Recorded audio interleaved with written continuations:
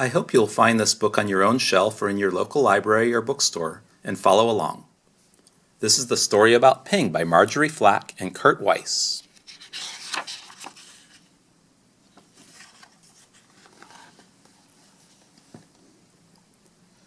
Once upon a time, there was a beautiful young duck named Ping. Ping lived with his mother and his father and 2 sisters and 3 brothers and 11 aunts and 7 uncles and 42 cousins. Their home was a boat with 2 wise eyes on the Yangtze River. Each morning as the sun rose from the east, Ping and his mother and his father and sisters and brothers and aunts and uncles and his 42 cousins all marched one by one down a little bridge to the shore of the Yangtze River. All day they would hunt for snails and little fishes and other pleasant things to eat. But in the evening, as the sun set in the west, la la la la lay would call the master of the boat. Quickly Ping and all his many family would come scurrying.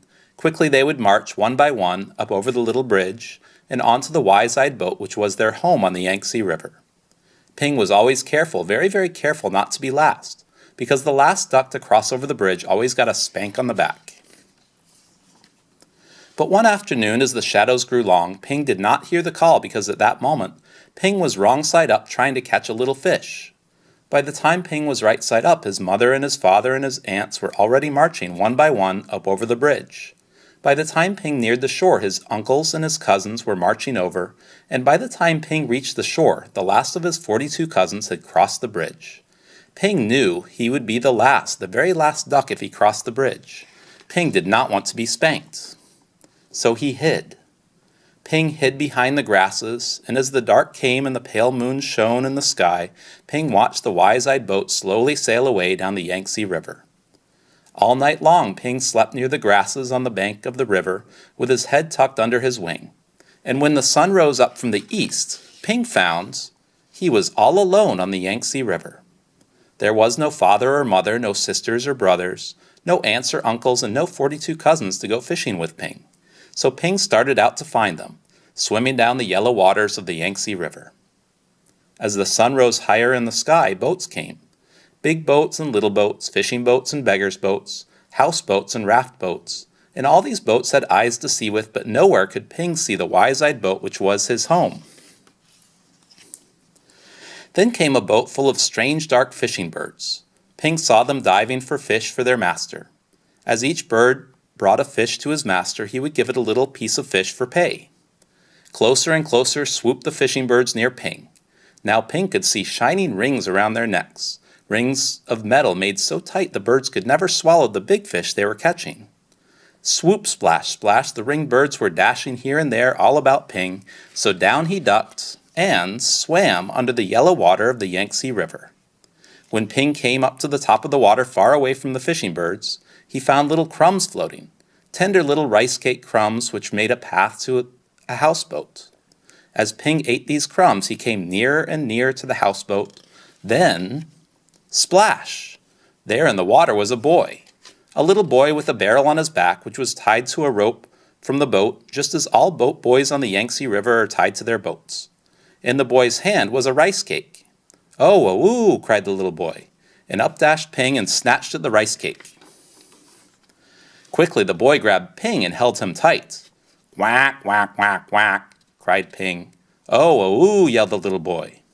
Ping and the boy made such a splashing and such a noise that the boy's father came running, and the boy's mother came running, and the boy's sister and brother came running, and they all looked over the edge of the boat at Ping and the boy splashing in the water of the Yangtze River. Then the boy's father and mother pulled at the rope which was tied to the barrel on the little boy's back. They pulled, and up came Ping and the boy onto the houseboat. "Ah, a duck dinner has come to us," said the boy's father. "I will cook him with rice at sunset tonight," said the boy's mother. "No, no, my nice duck is too beautiful to eat," cried the boy. But down came a basket all over Ping, and he could see no more of the boy or the boat or the sky or the beautiful yellow water of the Yangtze River. All day long Ping could see only the thin lines of sun which shone through the cracks in the basket, and Ping was very sad. After a long while Ping heard the sound of oars and felt the jerk, jerk, jerk of the boat as it was rowed down the Yangtze River. Soon the lines of sunshine which came through the cracks of the basket turned rose color, and Ping knew the sun was setting in the west. Ping heard footsteps coming near to him. The basket was quickly lifted, and the little boy's hands were holding Ping. Quickly, quietly, the boy dropped Ping over the side of the boat, and Ping slipped into the water, the beautiful yellow water of the Yangtze River. Then Ping heard this call, "La la la la lay."